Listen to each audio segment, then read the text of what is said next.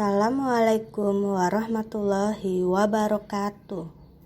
Kali ini kita akan mempelajari materi IPA kelas 4 tema 7 subtema 1 tentang gaya. Adapun tujuan pembelajaran kita pada hari ini adalah yang pertama, peserta didik dapat mengemukakan pengertian gaya. Yang kedua, peserta didik dapat mengklasifikasi macam-macam gaya. Yang ketiga, peserta didik dapat menggali pemanfaatan gaya dalam kehidupan sehari-hari. Dalam kehidupan sehari-hari, kamu pasti pernah mendengar atau bahkan mengucapkan kata gaya. Misalnya, setiap bintang film memiliki gaya rambut dan pakaian yang berbeda-beda. Namun, arti gaya dalam kehidupan sehari-hari berbeda dengan gaya dalam pelajaran ilmu pengetahuan alam. Jadi, apa sih pengertian gaya itu? Gaya adalah tarikan atau dorongan yang diberikan pada suatu benda. Dengan gaya, benda bisa bergerak. Jadi, suatu benda bisa bergerak karena adanya gaya. Nah, gaya dapat diukur menggunakan alat yang bernama nerasa pegas atau dinamometer.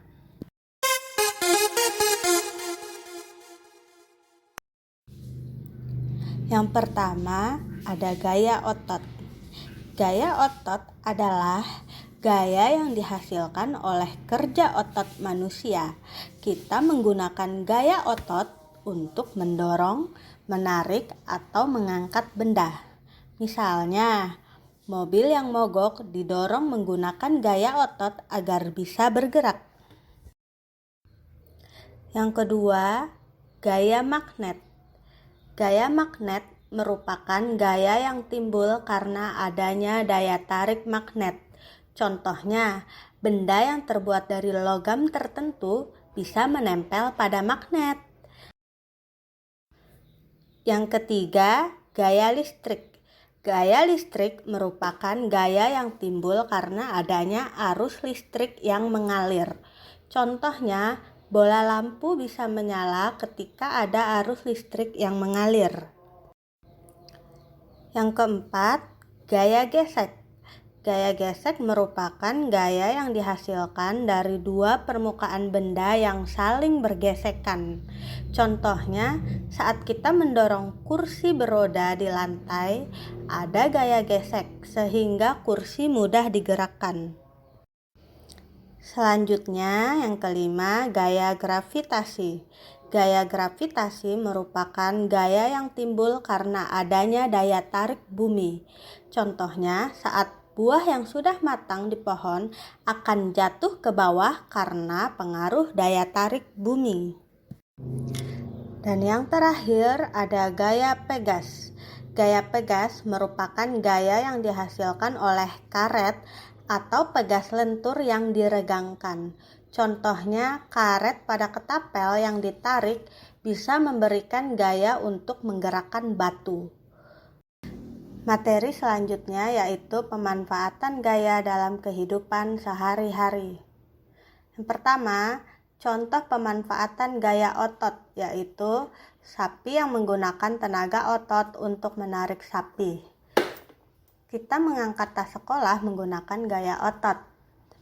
Pengrajin menggunakan gaya otot untuk membentuk gerabah. Yang kedua, contoh pemanfaatan gaya listrik yaitu penggunaan gaya listrik untuk menyalakan bohlam, penggunaan gaya listrik untuk menyetrika pakaian, dan penggunaan gaya listrik untuk menggerakkan kipas angin. Yang ketiga, contoh pemanfaatan gaya gesek yaitu gaya gesek antara permukaan kardus korek api dan korek api sehingga menghasilkan api.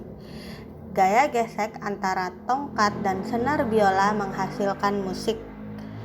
Lalu, orang yang terjun payung dengan parasut memanfaatkan gaya gesek antara parasut dan udara. Nah, itulah materi yang dapat disampaikan pada hari ini.